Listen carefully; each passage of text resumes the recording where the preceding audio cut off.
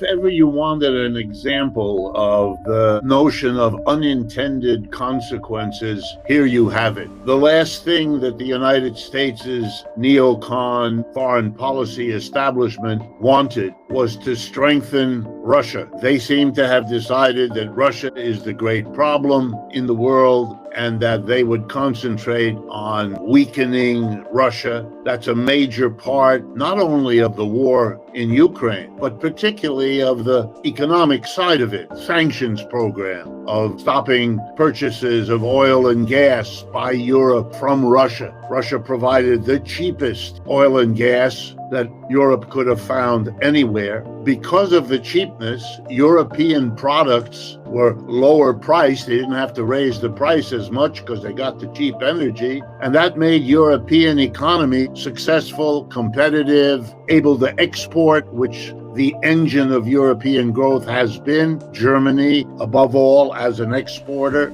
All of that was undercut when the sanctions went into effect in order to weaken Russia. But they didn't work.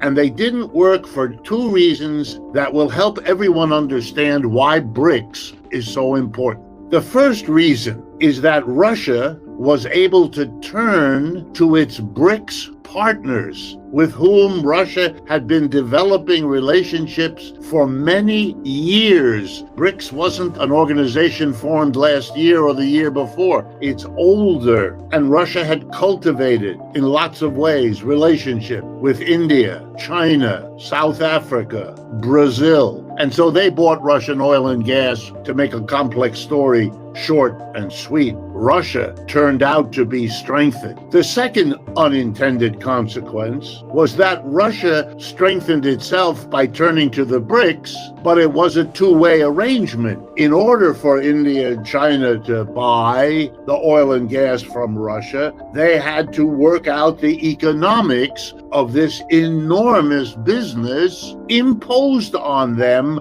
by the sanctions levied by the United States and its G7 Europe allies. And so the BRICS became better coordinated, more dependent one on the other, more having their economies intertwined. Bottom line, Russia and the BRICS became stronger, and the United States became less powerful because of it, more isolated because of their own decisions to have the war in Ukraine. And that isolation of the United States is now deepening because of its decision to be as supportive unilaterally to Israel as they have decided to be. The unintended consequence of trying to isolate Russia has been to isolate the United States. The world has changed, and the United States is denying that to its own detriment.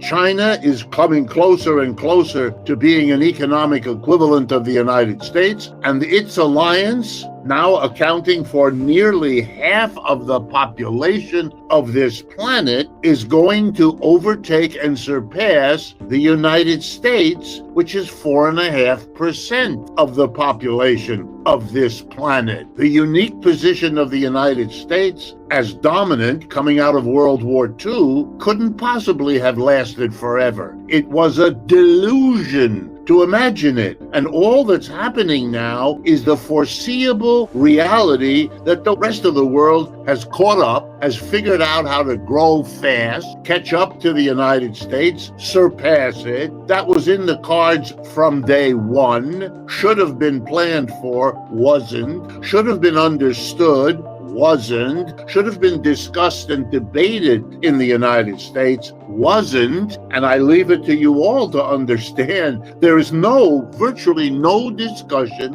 of what is probably the most important economic issue facing this country, which is how do we cope with, how do we work with How do we live with the decline of the American empire, the decline of American capitalism, the rise of other capitalist economic and other systems around the world? That's what we're going to have to figure out. That is the issue we face. And denial, dealing, for example, with this BRICS conference in Russia as if it were a Russian event, as if it were all about Mr. Putin. It wasn't. It isn't. That's the same denial. You can't see what's going on because you have to rewrite it as the old Cold War struggle of the United States versus Russia. It's not only tiresome, it leads you to make catastrophic mistakes, like the war in Iraq, like the policies in the Middle East, and indeed everything else coming down the pike, so long as one of the two superpowers pretends that it's not one of two superpowers. It's pathetic and dangerous to watch.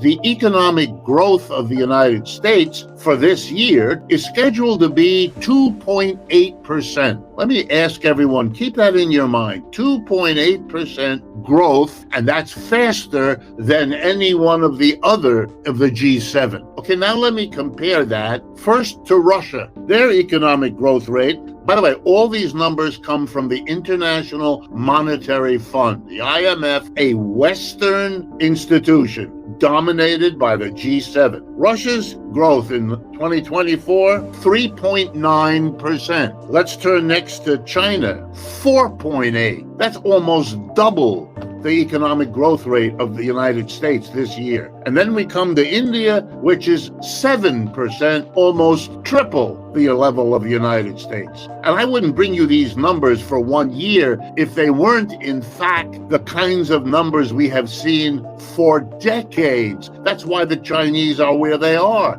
They caught up. They grew faster. They figured out how to raise the standard of living of their people much faster than anyone ever did before. This is not an endorsement of the Chinese economy or society or suggesting they don't have lots of problems. They do. All countries do. But when it comes to economic growth, that's their strong suit, folks. And that's what makes the difference in the world economy, doesn't it? To pretend that this isn't going on, that this isn't suggesting where the future lies, of course they have a good humor among themselves at their conference. They are the growing, dynamic core of the world economy now. The West isn't. And that's not about to change. That's why you have to come to terms with it, rather than pretending that such situations don't exist or that it's all about Mr. Putin. It isn't. Let me remind you of another statistic. The GDP of the United States remains number one in the world, somewhere between 25 and 30 trillion dollars a year. That's the legacy of being the dominant economy for the last century. What is the GDP of Russia, our so-called enemy? 2 trillion, maybe 3.